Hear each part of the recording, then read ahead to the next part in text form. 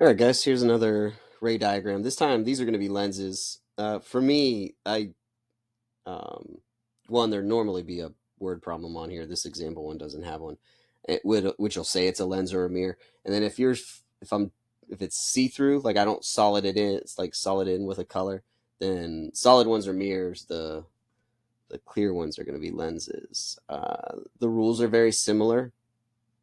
The third rule for this one is a lot easier than the third rule um, for a mirror. A couple other things. The light will actually bend when it hits this surface, and then it's going to bend again when it hits this surface, which is the refraction Snell's law stuff that we did in light. Um, for simplicity, just go to the center of the lens. And then I would color it again so it stands out. It's not the brightest color, but it will work. So it goes in parallel. So that's the first rule, in parallel. Convex lenses converge light, so it's going to go through this focal point into our eye. And then we're going to cap this off with a little arrow just to show what direction it's going. The second focal point, the second ray is going to go from this focal point through this focal point, not from it. Um, well, it looks like it's coming from it. The light is on the outskirts, and it's going through that focal point, and then through the focal point, it touches the object and goes into the lens. And here, let's do a different color that stands out. And then it's going to go out parallel. So if it goes in at an angle, it comes out parallel. If it goes in parallel, it comes out at an angle. So the rules are relatively straightforward. Like once you kind of grasp that there's a little pattern to it. So that one enters our eye. I'll talk about the third line in a second. So those two in our eye, they do not cross. So right away, this is a virtual image because we are going to have to dot these lines back. So this parallel one enters our eye and doesn't cross. So our brain sends it back this way.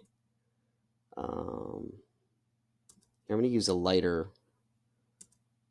color, and then those ones that are extended backwards are dashed. Sorry, I'm touchpad again, but actually that's not too. I'm getting better at it, but all right. So that your brain extends it backwards. Your brain will then extend this one backwards. I'm gonna overlap them a little bit just so I can line myself up better. And then we will darken this one in with dashes. So it extends this one backwards. And then what you have is an object, an enlarged object. This is a magnifying glass. So it'll show you an enlarged image right there. And we'll do the numbers in a second, but you'll see a larger, so it's upright, it's pointing up, definitely enlarged. And then the focal, it's a converging lens. So it's a positive focal length. And then it's virtual because the lines don't cross. Your brain had to extrapolate them backwards. Cameras do this, like any lens does this. It's not a limitation of our biology. It's just how light works. The problem real quick, and we'll make up numbers again. So focal length, let's say it has a focal length of 5 centimeters. And again, I'm trying to keep these in a proportion. And then that one's close to the lens inside the focal length. So let's say it's about, so that's object. Let's say it's about 2 centimeters. And then we are looking for, let's just say we're looking for the image again.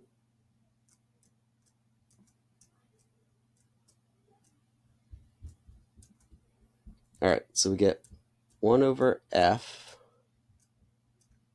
So same old equation. 1 over f equals 1 over do plus 1 over di. All right, so again, just like we did with mirrors. So this is nothing new. 1 over 5 equals 1 over 2 plus 1 over di. And then we can solve this for di. Now, it's virtual, so it should come out negative. So we're going to type it in like you see it. 1 divided by 5 minus 1 divided by 2. And then do 1 divided by that answer. Oh, here, sorry. I tried to do it in one step and it didn't let me. Well, so 1 divided by 5 minus 1 divided by 2. Uh-oh. 1 divided... Sorry, guys, my calculator's acting up. 1 divided by 5 minus 1 divided by 2. Then you do 1 divided by that answer, right? So here, I'm going to write that out. So you get... Sorry, before we do what di equals, I'll just set up the math for you. You don't have to show me the math, but you get a negative 0.3 equals 1 over di. So then to solve for di, you switch them. Take di to the other side, 0.3 to the other side. So 1 divided by that negative 0.3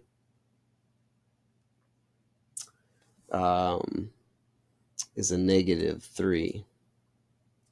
Which again, it should be negative because it's virtual. Virtual images have a negative image distance. So that's di. And then if we want to know magnification, that's the negative di over do, which also equals hi, image height. So if it asks anything about the image height, you got to carry it another step. Find the magnification and just multiply the image. So if the magnification was 2, multiply the original object's height by 2. So that's all that's happening there. So magnification is going to be, so a negative of a negative 3 divided by do, which we said was 2. So this one is about 1.5, and the negatives cancel. So it's about 1.5 times bigger than our original arrow. And then we can check it out. It's about 1.5 times bigger, maybe twice, right? If we rounded. But that's so that's a convex lens. I'm going to do one more with you real quick. Do this one. It's a converging lens. Again, rules. Oh, I didn't draw the third line. Sorry, the third line for these actually is not bad. It goes from the object. Here, I'm just going to see if I can line it all up. Goes from the object through the center of the lens. We'll do this one in, I don't know, this orange color. But you can see how you could actually draw that orange line if you wanted to. It matches. So it would go from the object into your eye. It doesn't cross, so then your eye dots it back. But you can see where it crosses with the original, with the image we already had. So the third line is real easy. It goes right through the center of the lens. For a mirror, you can do it, but you got to make sure your angle in and angle out are equal. And then that gets a little tricky, especially digitally, without a protractor. But it's doable. Just you got to be careful with it. All right, so this one's going to go in, same thing every time. Go in parallel. Now it does bend at the when it enters the lens, and it bends again when it leaves the lens. For simplicity, it's slight though. These are oops, I lost my thing. It's slight, so we're just going to go to the center. Now it doesn't go toward, a converging lens would go towards the focal point. This one actually goes away from the other focal point. So I need to draw it from there and then I'm just doing that to line myself up. It's actually going to go away from this focal point and then into our eye. Now, again, so I'm going to give you a heads up. It doesn't cross. So our eye is going to dot this back. So I'm just doing that now. There's not really a ray there. Your brain dots it back there. Normally we would wait to see if they cross. I'm just getting a little ahead of myself. All right, so this one is gonna, so we did parallel in a way. Now this one's gonna try to go to this focal point. So this one's tricky. I'm gonna draw it out here, then I'm gonna draw another one on top of it. This way I can line myself up. So it really only goes to here. And then I can delete. Oh boy, maybe I can delete it. Yeah, let's see if I can select it. Yeah. Sorry, you got to use the arrow. Then I can get rid of it. I'm going to change the color of this one since it's a new line. And then so it goes in that way. It heads towards that thing. Oh, you know what? Here, just so it doesn't confuse you. So what you would do when that happens, I just dot it. I mean, on paper and pencil, you could take the ruler and just shift it, but on these, I would just dot it. Um, you're just there's not a ray there. Whenever you dot something, you're just telling me there's not a ray there. Now the dots might be your brain doing it, and the dots might be, or the dashes might be just you lining up things. All right, let's change this back to green, something we can see. All right, right. So it tries to go that way, but it can't. It comes out parallel and goes into your eye and doesn't cross. So your brain dots that line backwards to where it does cross. Again, oh, that's the wrong thing. Again, not a limitation of biology, just light, how light works. If light enters your eye parallel, then your brain is going to think it came from the parallel direction. We don't know that there's a lens, even though we can see the lens. But right here is where it crosses. And you see a reduced image. Upright, right? It's definitely upright. It's pointing up. Definitely reduced. We'll do the numbers here in a second. We had to dot the lines back, so it's virtual, and it's a diverging lens, so it's a negative focal length. We're not going to do the whole problem. I'm just going to...